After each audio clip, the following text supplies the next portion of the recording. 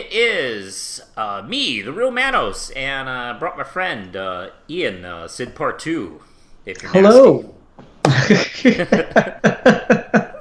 That makes it sound so wrong right away. Yes, that's right. And we're going to be talking about that Birds of Prey movie that all the kids seem to be talking about. And I was going to do a spoiler cast like next week and do like a regular video.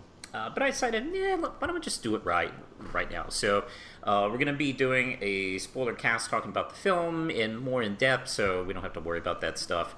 Of course, if you do not want the movie spoiled for you, stop watching this video right now. I was gonna suggest, what if we do like a minute or two spoiler free to just give general thoughts on the movie and whether or not people should go see it.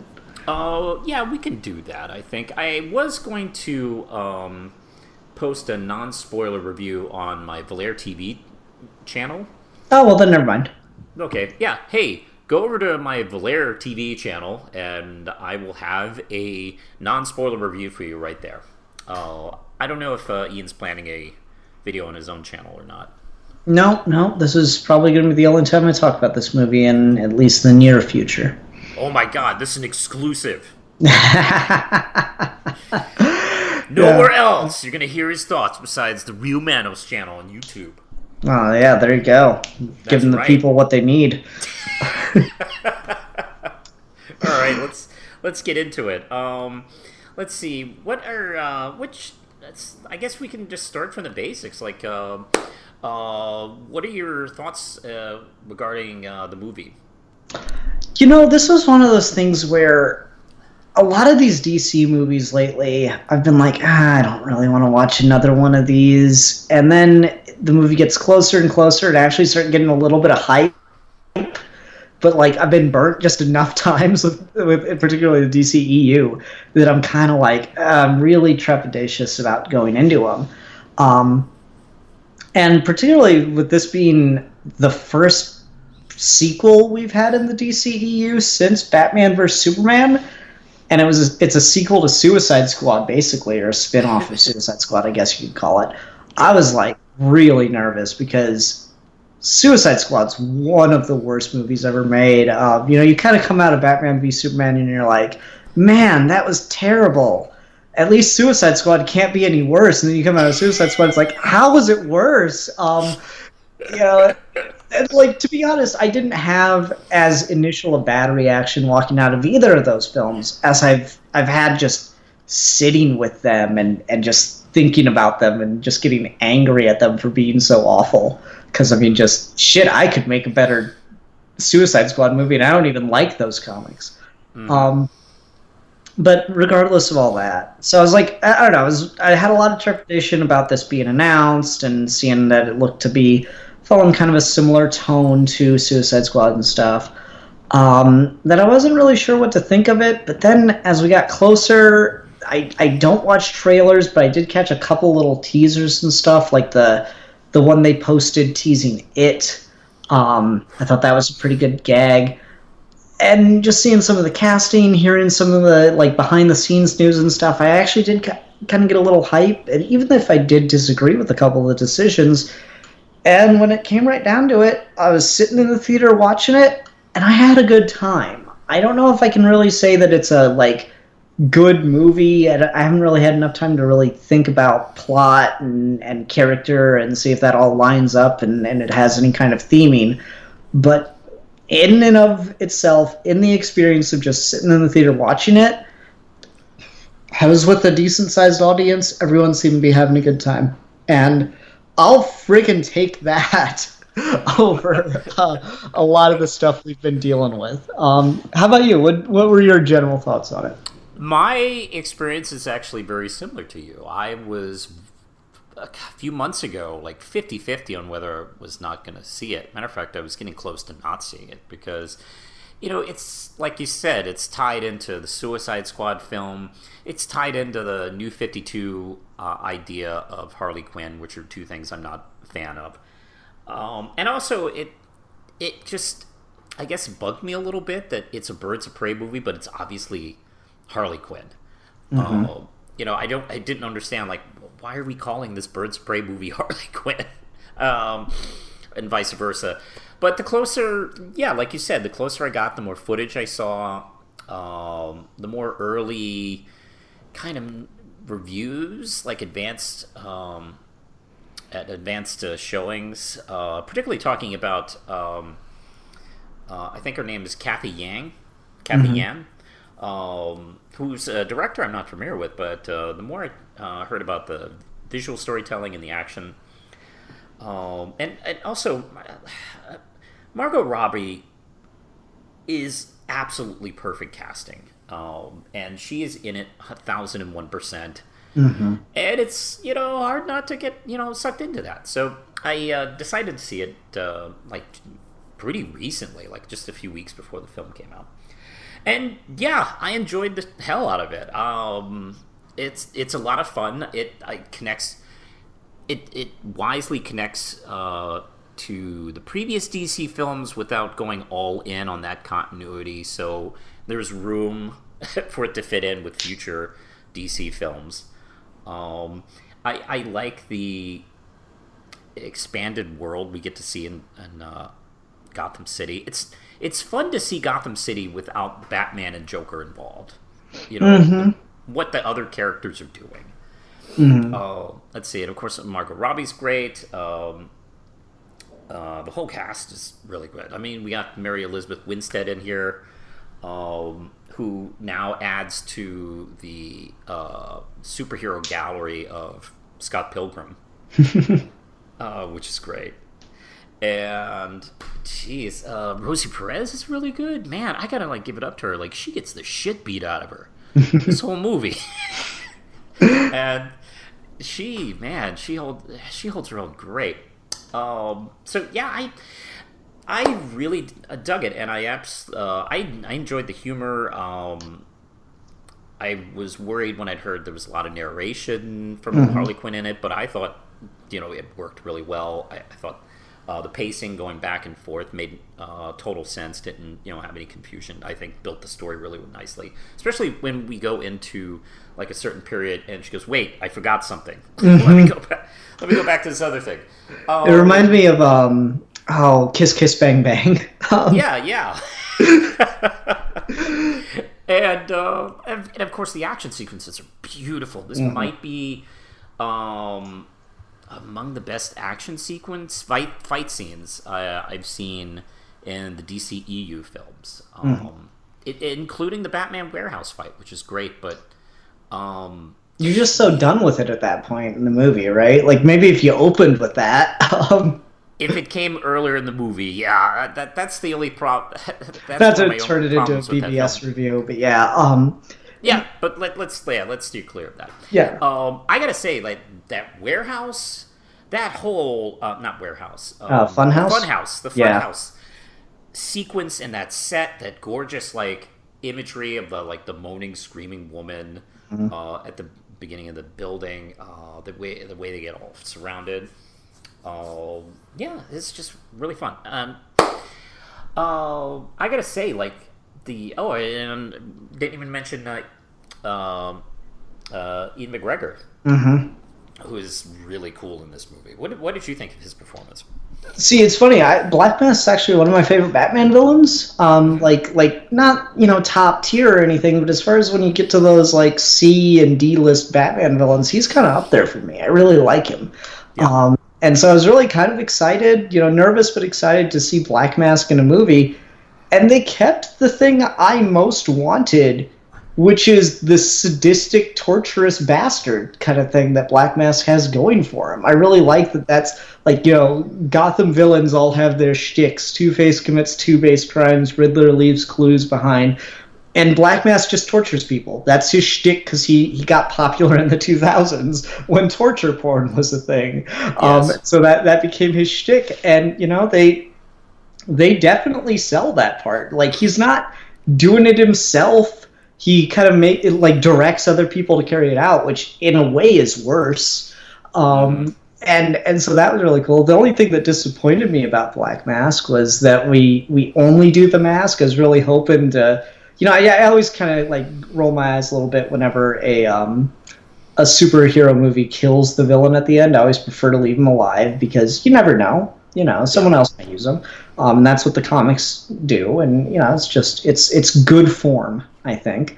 I was really hoping that he'd get that freaking mask melted onto his damn face, and what's really it's like they had the opportunity too because they crashed the car while he's wearing it. And I'm like, you could have gotten burnt in the fire and it melted to his face or something.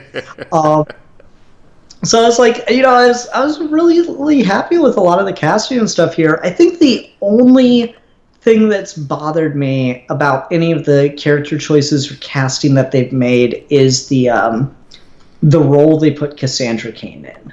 Yeah, and I was definitely going to get to that. Yeah, the only major problem I had with the whole movie was Cassandra Cain being a straight thief, because Cassandra Cain is a great character.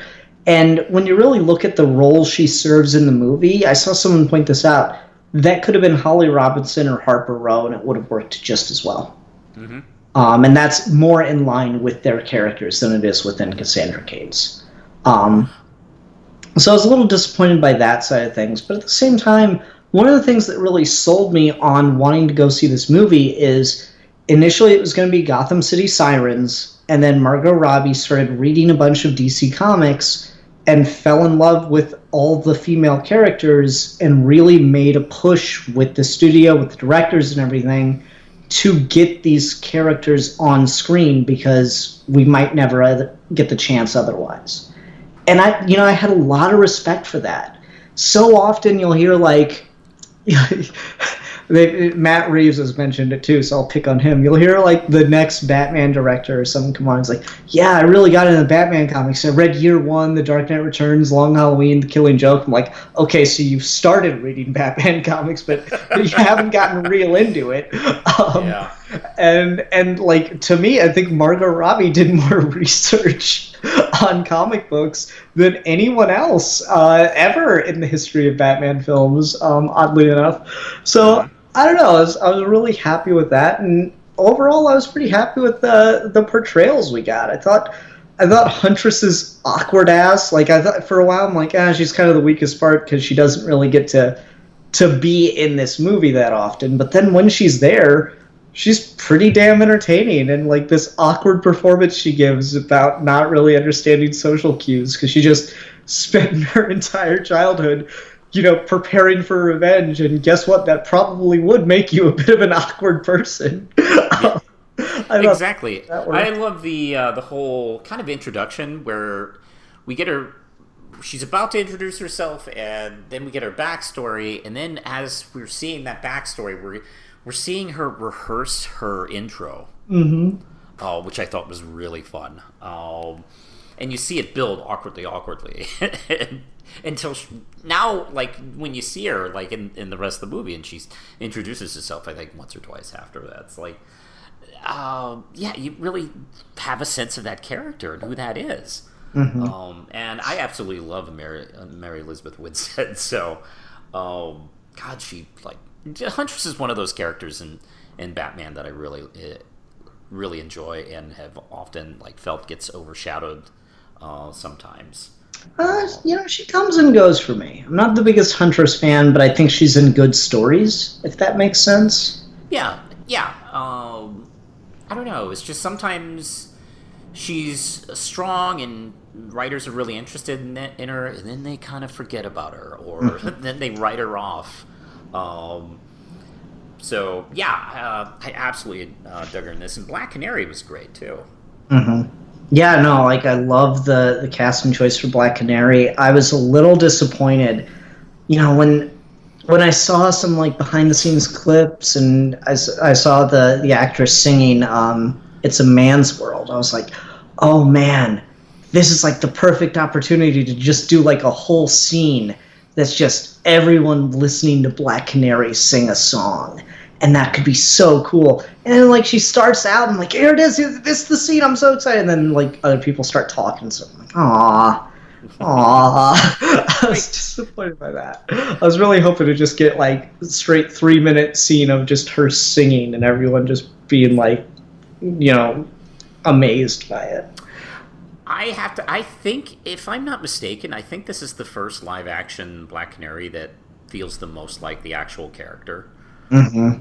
Because I really do feel like in the other Birds of Prey TV show and Arrow, we all have all like these mixtures of who the character is, and like I've always found that confusing because she's not like like an overly complicated, hard to adapt character. Mm-hmm.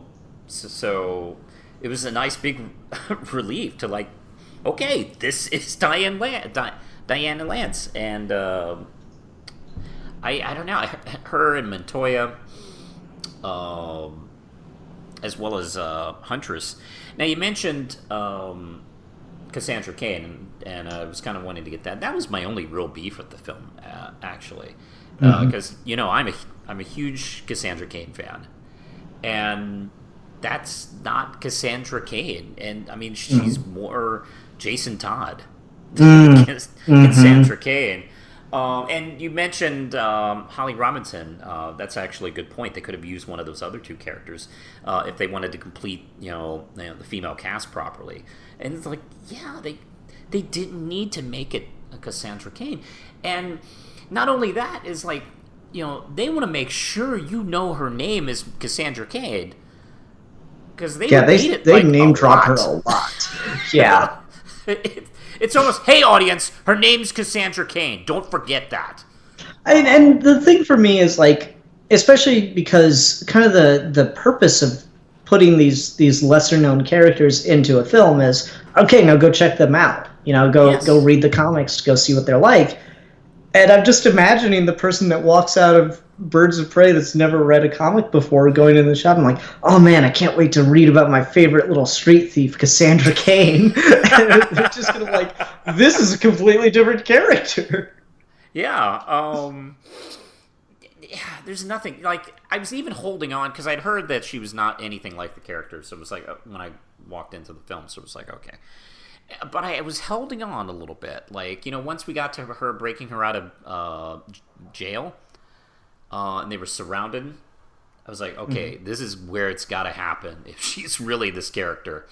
And it did not. Because Cassandra is not only a better fighter than Harley Quinn, she's a better fighter than Batman. So once that happened, it's like, well, that's it. That's not this is just some other character they put the name on. I guess since the character is sharing the name of Bob Kane, I guess it's only appropriate to make her a thief. Yeah. So, but yeah, I mean, what they did with this character, like if I'd never heard of the character, I wouldn't have any issues with it. So that's only my real big beef, and thankfully I knew that going in. Otherwise, maybe it would have been a larger beef. Yeah, there's a account I follow called Let's Draw Cassandra Cain, and I think they're just the biggest Cassandra Cain fan in the world, and they're like, I don't know if I'm going to go see Birds of Prey, because no matter how good it is, I'm just going to be annoyed that that's not Cassandra. And I'm like, I got to be honest, yeah, I totally agree with that. I really feel like, again, Harper Row, Holly Robinson, Jason Todd even could have worked. There's a lot of characters that probably would have been a better fit. Or, I mean, Stephanie Brown's kind of got like an awkward past at times. There was that whole like era where she like was a teen mother and stuff. So you could have maybe made that work somehow. That's actually brilliant. She could have been Stephanie Brown, for God's sakes. Yeah, it's just like a lot of other characters, I could believe that with more. But Cassandra, that's just not her. Because Stephanie Brown actually works really well because she has like, a troubled family, and she could learn about being the spoiler just through her influence of run-in with Harley Quinn. Yeah, that would actually work very, very well. So I don't know. It's just a missed opportunity. Yeah, but other than that, like I had a really good time watching this movie. I was laughing when I was supposed to be laughing. I was impressed with the stuff that was supposed to impress me, and like it just I've been a Harley Quinn fan for a while, but I've also been a realist, and so I'm of the opinion that Harley Quinn is a really good character who has very few good stories. and like she's been getting a bit of a renaissance lately. Oh yes. The DC animated series is really fun, with Harley as the lead in that, and there was just the absolutely fantastic Harleen released by Steven Sejic in the comics, and now we get this. And again, one of the problems I've always had with Harley Quinn, reading comics, is there's this idea that she can be an empowering figure because she left an abusive relationship and became stronger for it. And I certainly agree with the premise that she can. It's just I don't feel like we've ever done the story where she does that. She goes through that arc. And this is the movie for that. You know, that's her arc in this movie, is becoming better, more independent. And one thing I really like about it is it also leaves room for her to have a slide back. And that's a really, I think, important part to Harley Quinn's character, is she and Joker will go through these make-up breakups, and then he's got such a hold on her that sadly she often will fall back into it with him, you know? And I think that's a really good connecting tissue between Harley and all the other characters, because in one form or another, they're all in the shadow of something. You know, Cassandra's coming out of like an abusive family. Black Canary is dealing with her mother's legacy. Of course, Renee Montoya is going through like rejection at work, and like not getting the credit and promotions that she deserves.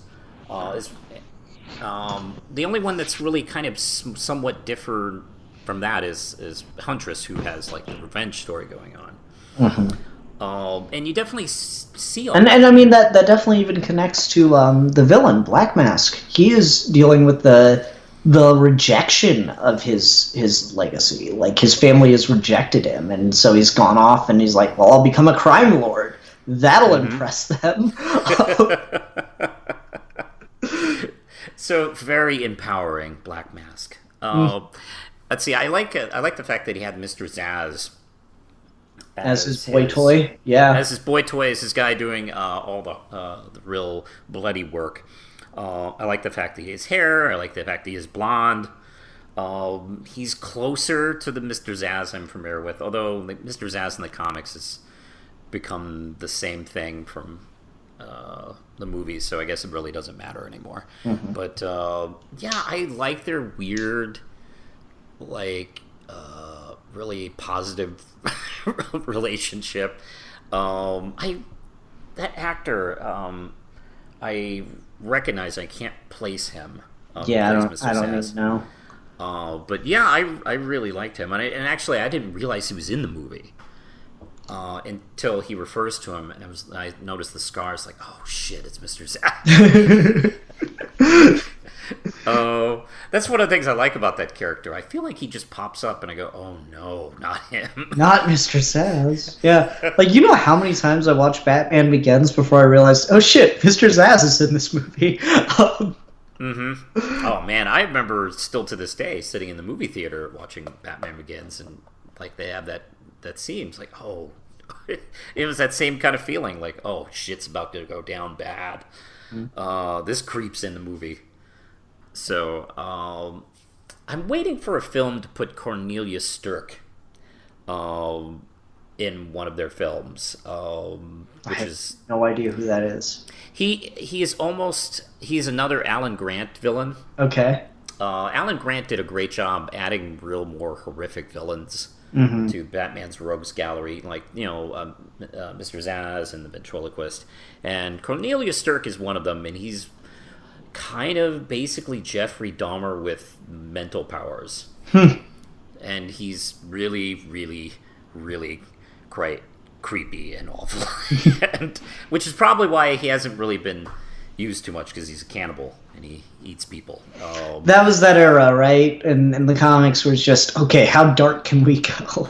Yes. That was 88. Yep, the late 80s into the mid 90s is just when it went just dark. Yeah, I'm just waiting. Like, I'm sure someone's going to pick up Cornelia Stirk and use him. But Let's see, where I don't know where you want to go from here, because I think we were really happy with the performances. What did you think of Ewan McGregor's performance? Oh my god, I had so much fun watching him. Yeah. It reminded me, oddly enough, of watching like Batman Forever, where you got Margot Robbie kind of going off the walls, crazy, doing ridiculous stuff, overacting in a really fun way.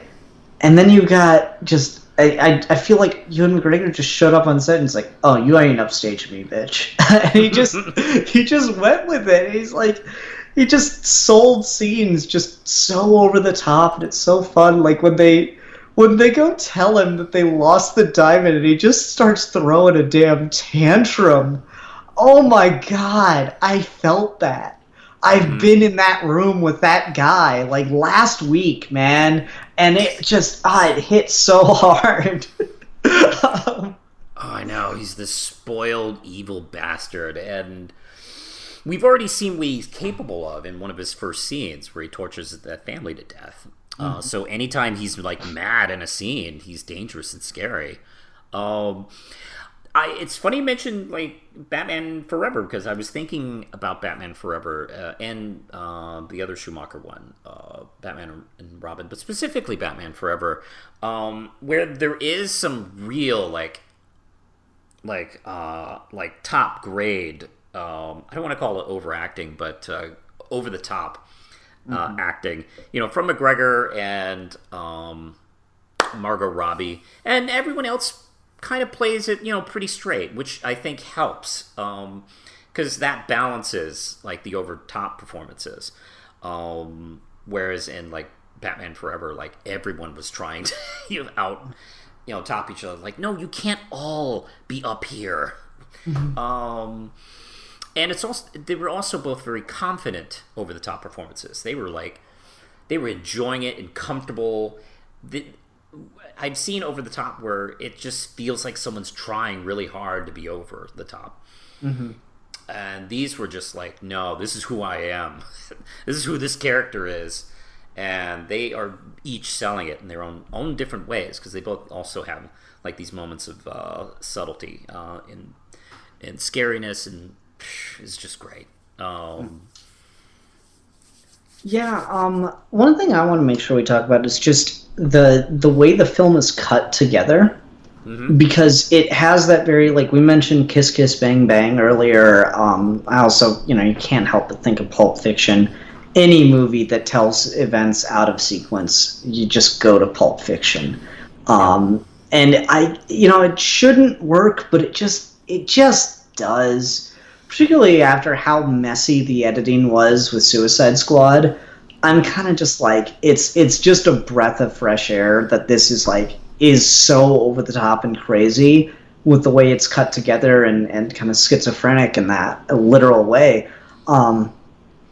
That it's just super fun to see how it all works on film together. I was really happy. I didn't feel like ever entirely lost. I thought a lot of it just worked really, really well. And I think the narration does help with that, because we do have a through line through all this, and it's Harley. Because I feel like this film does a lot of what Suicide Squad was trying to do, and it does it correctly. We never lose touch with anything. Nothing feels like over repeated. It's confident in what it's trying to do, and it's not telling an overly complex story. Like the story, the plot of the movie, really isn't all that hard to figure out. It's a pretty ABC kind of plot line, which that's actually a good idea. I've heard a few people mention the plot is boring. Like, well, no, that's just to get all this action going on and to get these characters interacting. If it was an overly confusing, complicated plot, well, that would kind of be a little more difficult to kind of stay hold of the film that we're watching. So you have to understand balance, and Yan really does that with this. God, I'm just really the other impressed with it. The other effect that it has is it breaks up the action really, really well. And I think the best example of that is the whole police station scene. Because that scene really works because you really don't know where Harley is at the moment.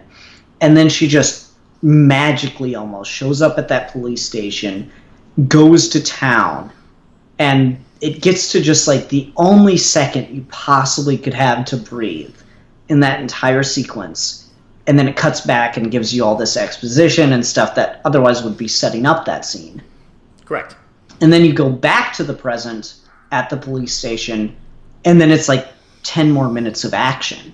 And so it served really well to break up that action in a really effective way.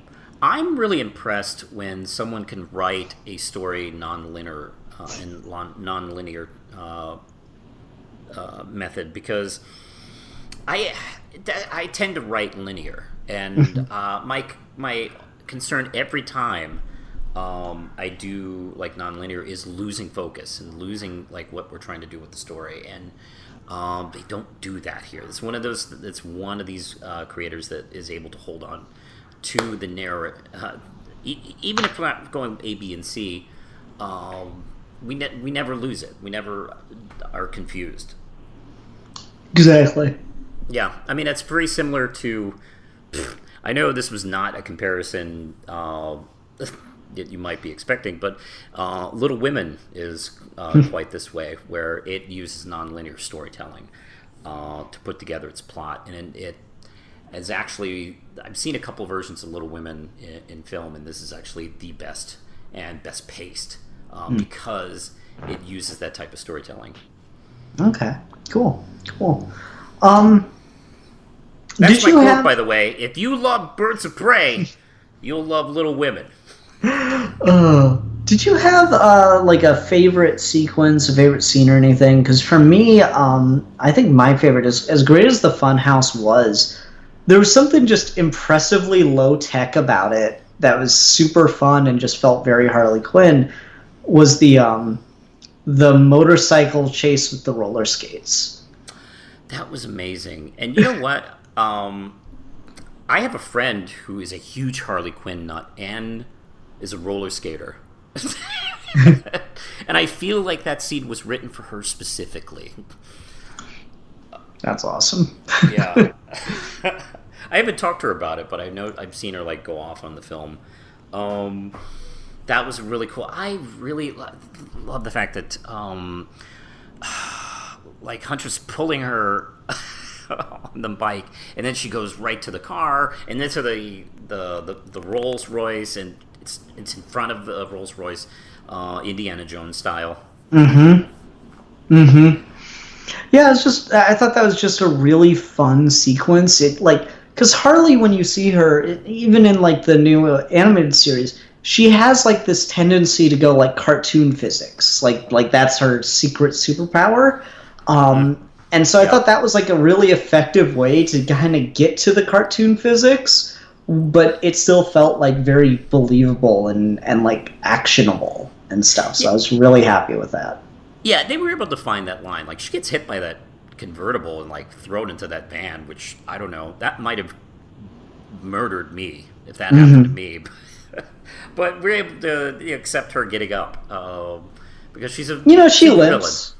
Yeah, she limps away from it and stuff. Yeah, so it's sold really well, and also like I mentioned, Renee Montoya gets the shit beat out of her this whole movie. I think I mentioned balance before, and that really balances things because she's not like a super kung fu superhero. She's a cop, and like she is able to get down and dirty with these guys, but I mean she is not to the level, and Rosie Perez really kind of keeps that believable the whole movie. So you can allow Harley to be this far over the top with that shit. That was such a cool scene. I don't know, man. That I gotta tell you, like the whole Funhouse battle scene was just the way they built up to it,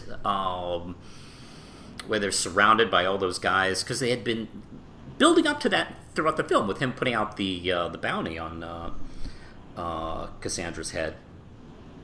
So, I mean, that whole sequence of them going through the tube was Mm-hmm. great.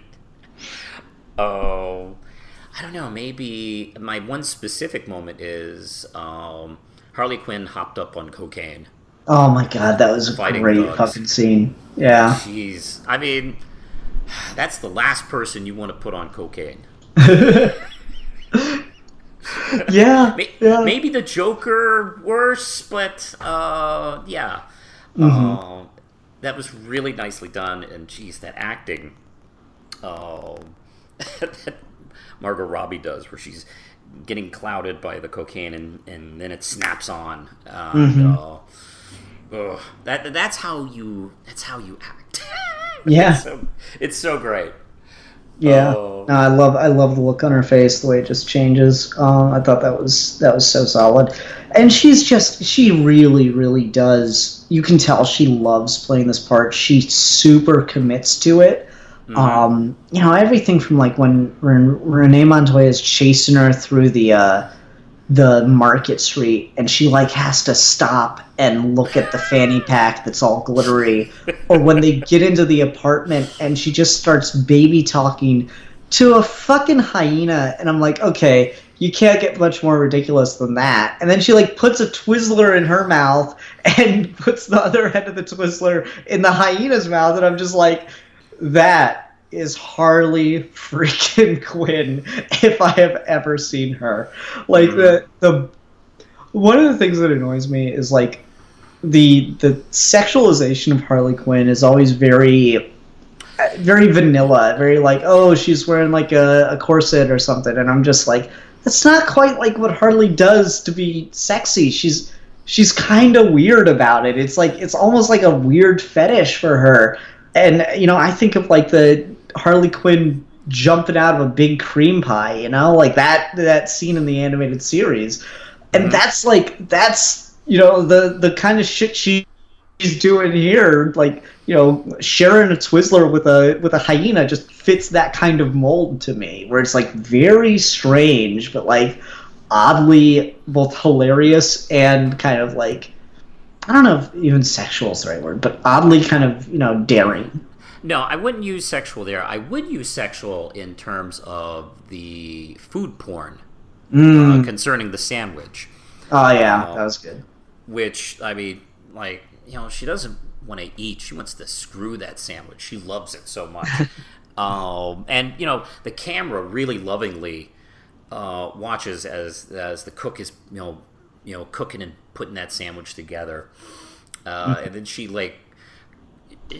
she screams for it when it falls. I know. I know, and like which it is makes funny. the entire audience. You were so with her in that moment. It makes the entire audience just like feel for her, and legit. By the time you get to the end of the movie and her and Cassandra get the sandwiches back, it's the best. It's like there's your Chekhov's gun, my friends. Right. And she gets to eat, the sandwich at the end, where she's able to have a new one made for her. Like, she mourns that sandwich more than Peter Parker, mourns Ben. So it's just so nicely done. And it's not something typical, you see. This film has, a lot of good, strong moments. And there's something, because, I would basically call this film DC's kind of answer to Deadpool. Harley Quinn has kind of taken that role as DC's Deadpool. Yeah, and I've been worried about that because often it doesn't work for me. I like Amanda Connor's art, and usually her covers are absolutely killer, super fun. Yeah. But every time I try to read an Amanda Connor and Jimmy, I can never remember. Palmieri. Yeah, something like that. I apologize. I can't remember how to pronounce his name. But every time I read a Harley Quinn comic by them, I hate it. It never works for me because it is just trying to do that Deadpool thing a lot of the time for me, and the jokes never really land. But something about between this and the television series, I think it's not that those jokes can't land. I think it's not that you can't make her character work in this way. I think I think what I like about Harley over Deadpool is, and this might be me specifically in my humor tastes, I do not like breaking the fourth wall as humor. I think it's lazy humor, and I don't like it. And especially in terms of like a superhero story, breaking the fourth wall, I think, just destroys all tension. But you like She-Hulk. But she hasn't done that since 1990. Because Deadpool stole her thing. She hasn't done that since John Burns. God, that was like, what, 1990 or something, like 1992? They stopped doing that book. I didn't like that either. By the way, they hilariously answered... And Hulk, after her book was canceled, she showed up in Peter David's Hulk for a couple of issues, and they do this joke where she talks to nothing for a minute, and Bruce tells her, "Are you okay?" and like it ends with her kind of like, "Hey, we could talk to Doc Samson about this stuff," and it kind of like it suggests that like she was just stressed out. But yeah, I don't know. Breaking the fourth wall is just, for me, tension killer. Like, why should I get worried about these characters? Because it's not real. It's a movie or a comic book. And Harley in the comics and the animated series and in this film doesn't resort to that kind of humor. And it doesn't, and it's not like ha-ha comic book superhero jokes all over. There's actual jokes about things. Like we mentioned, the sandwich, or all the people that she had Joker pissed off that are now after her, and some of the stuff with Black Mask. I don't know. It just stands on its own really well. Yeah, I mean, there's a couple fourth wall gags here and there, but I generally agree. They're used tastefully, I think. Yeah, well, I mean, you can make that case of any narration is breaking the fourth wall. But I'm always willing to give narration a pass. Gotcha. Okay, there's just a couple moments where like she literally looks at the camera and like winks or smiles, kind of stuff like that. So, yeah, I don't know.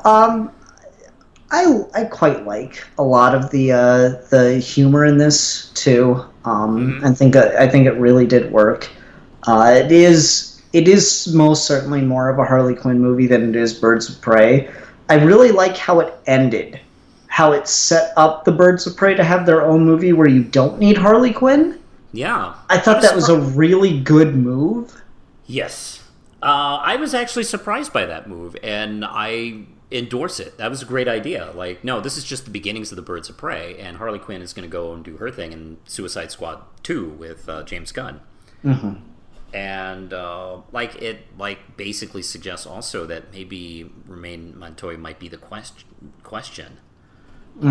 Like she doesn't do any mask stuff, but I mean she's out there fighting crime alongside of superheroes. Like what's a superhero concept that Montoya's been part of that we could use in the future? So yeah, I mean it's all something they can build off of, which is great. That's all I want. Yeah, I gotta say, I think the only thing outside of the Cassandra Cain bit we talked about, I think the only thing that slightly disappointed me is this: we still haven't done anything to set up Poison Ivy and Harley Quinn. I was really hoping for that by like at least hinting at it in some way in this movie. That might be bigger than Harley right now, because she's still primarily like a Batman villain. So it might depend on what they're planning to do with the Michael Reeves the Batman film. So may have to wait on that. I mean, it'd be great if... I don't know what announcements have been made on Suicide Squad 2. No idea. I try not to follow too much movie news because I don't know what's real. It is hard. But my hope is like Margot Robbie can't do this role forever. I mean, everybody eventually retires. But like, it'd be nice sometime during her run as this character that we see her and like Poison Ivy in some capacity. Yeah, and again, I think it is smart that they left it open that if they cast a mainline series Joker again outside of Joaquin Phoenix or Jared Leto, since he's probably not coming back, I like that they left it open enough that you can get Harley to kind of fall back for the Joker, and I kind of think that's the next movie you do with Harley is you do that story where she kind of falls back into it again, stupidly, and you've got Ivy there to kind of catch her, and that's like your love story kind of movie. I think that could be a lot of fun. That would be great. I assume they'll be recasting Joker, and I don't think they'll be using Joaquin Phoenix. Mm-hmm. Yeah, it's really hard to tell what they're going to do in that direction. But I mean, if this movie made its budget back on its opening weekend, and so everything from here on is just pure profit. That's right. So I'm excited to see. Like, there's no way we don't get Margot Robbie back as Harley now, outside of just Suicide Squad 2. So I'm excited to see what's in the future of it, because she clearly has a passion for the character. And admittedly, one of the only things I liked about Suicide Squad was Margot Robbie's performance. Yes, I am super amped to see James Gunn and Margot Robbie work together with this character. I'm not even sure if I even want to see trailers. Like, I'm so excited to see what they're going to do. I'm really bad at that. I'll just see the trailers anyway, but I will try to avoid them. But yeah, I'm very enthusiastic. I don't know if we'll get another Birds of Prey film, but I can see what their thinking is. Like, the next one will be Birds of Prey, and the subtitle would be something else, and maybe they would have like not Harley Quinn in it, maybe another character, like maybe Batgirl or something like that. Yeah. Who knows what their plans are for Batgirl? Yeah, I mean that's kind of what I'm curious about. Is like Cassandra Cain ends this movie as Harley Quinn's apprentice. Can she go on to become Batgirl? No, it's over. No, this is over. No. Because even if she did, she would not be like the best martial arts fighter in the world character, which I don't know. To be honest, I'd rather since we've set this version up, I'd rather not try unless we like do a whole cheat where she had been mind wiped. She was on the streets spying on behalf of Batman. Yeah. No. Like mind wipe, like not even remember who she is. No, I'm saying like the whole thing was like a big cover. We'll just retcon it that was her cover. She wasn't allowed to fight for like a whole year. That was her challenge. Is she had to try to find ways to solve things without fisticuffs. No. I'm talking like mental. No, I get you. Like, I'm proposing alternate theories. Yeah. Well, she does kill Black Mask, which is not what Cassandra would do. Yeah, that's true. Like she blew him the fuck up. So that is something Cassandra wouldn't do. She would just like break out of his arms and break his legs and kick his ass. So that's all she would do. So no, it's just got like I got to take the L on it. Like, see what they do with this version of the character and just have fun with that and not get I'm a fan that can kind of just go with the flow. I don't have to get like a brain aneurysm because they didn't do the thing my way. So I think that's something all fans should really maybe kind of try for. No, I absolutely agree. They had a vision of what they wanted to do. Even if I don't love it, I can at least understand that they're trying to work all these characters in. Yeah. Because whenever somebody does something like that with a character that I'm a fan of, I try to like take a breath and take a step away and go, well, okay, what if I had no idea who this character was? Would I enjoy this, or would I have a problem, or I'd see it lacking? And usually, no. Usually, a lot of times they kind of do a decent job. Absolutely. All right. I don't know if is there anywhere else. We've been talking for about 50 minutes. Is there anything else you want to bring up, or want to just go to No, ratings? honestly, I think I'm pretty much done. I really enjoyed it. That's all I gotta say. I was pretty happy with it. Excellent. All right. Do you want to do a rating? Sure, but why don't you go first? I'm curious where you land. All right. Do you want to? Maybe we should go in your usual tradition of giving special themed ratings. So. Oh, so you're just gonna blatantly steal from Geeky Gentleman, man? Go ahead. Of course. All right. Actually, no. I'll do it my way, and you do it your way. Okay.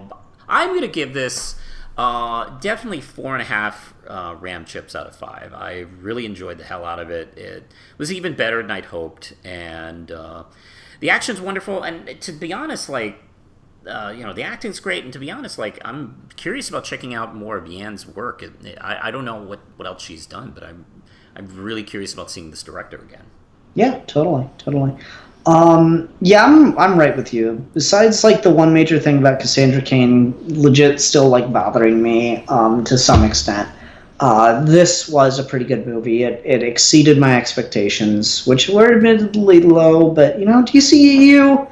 They're turning things around. Shazam was pretty good. Aquaman was all over the place, but I still had fun watching it. And I enjoyed this. So the DCEU is kind of winning some of my faith back. So I'm going to go with 4 out of 5 hyenas. I'm willing to say, because, I was beaten up on the DCEU quite a bit when it was stumbling at the beginning.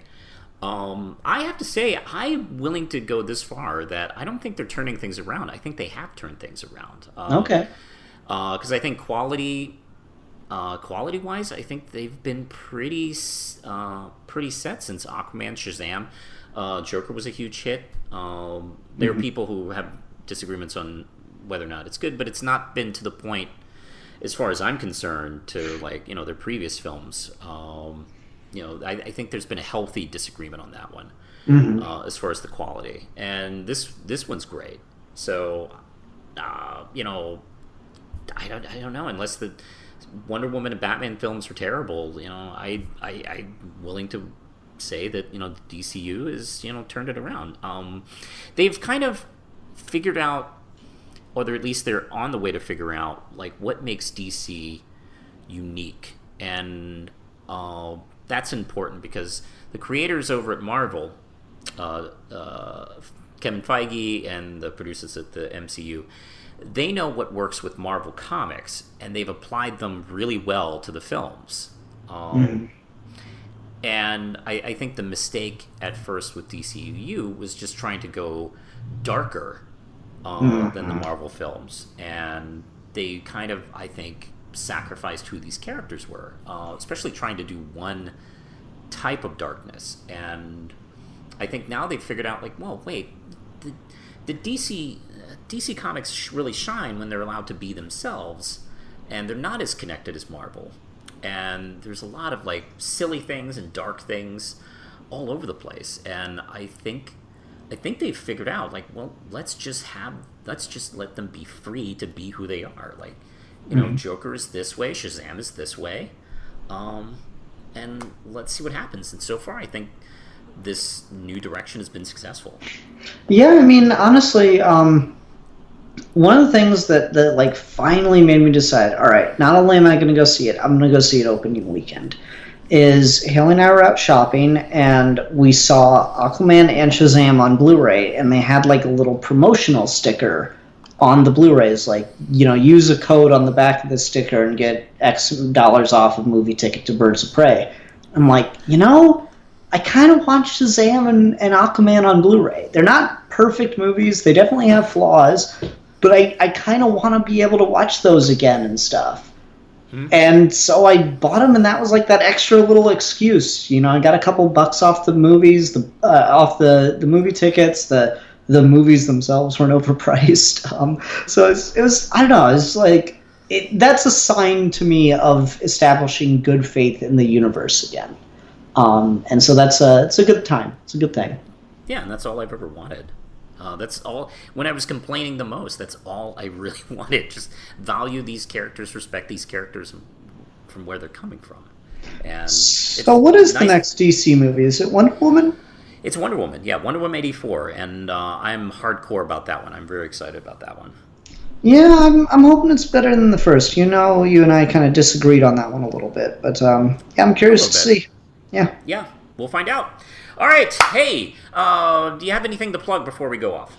Well, you can go check out my channel, SydPart2, to watch episodes of Geeky Gentleman every week if you enjoy this kind of podcast-style discussion. And also, if you're a fan of just storytelling, what-ifery, playing with different properties, fan-ficking a little bit, fan projects, as it were, you can go check out Geeks for Fun channel, or A Geek for Fun's channel, rather, where I've been co-writing and writing some what-ifs. We just had the saga finale of our most popular series, What If Goku Was in Dragon Ball, aka Dragon Ball, or What If Goku Was in DC, sorry, aka Dragon Ball DC. So that was really exciting, but also we've done some cool one-offs. I just did a story about what if xenomorphs were in Dragon Ball. So, hey, go check those out. They're super fun, super cool, and hopefully just very entertaining. Yeah, and of course, with me, you can follow me on Twitter, Facebook, Instagram. You can support this channel starting at $1 a month. I've just retooled the Patreon, so go check it out, where you can not only get access to the videos, but also scripts and short stories that I'm writing for Real Manos and for Red Knight and for other such things that I'm working on. So I'm kind of like doing a little bit more on the Patreon. And of course, Red Knight and Davita are available at manospublishing.com. All right, I think that's it. So I'm going to hit the road, Jack. I'll see you later. Don't come back. No That's more, right. No more. All right. Thanks, everybody.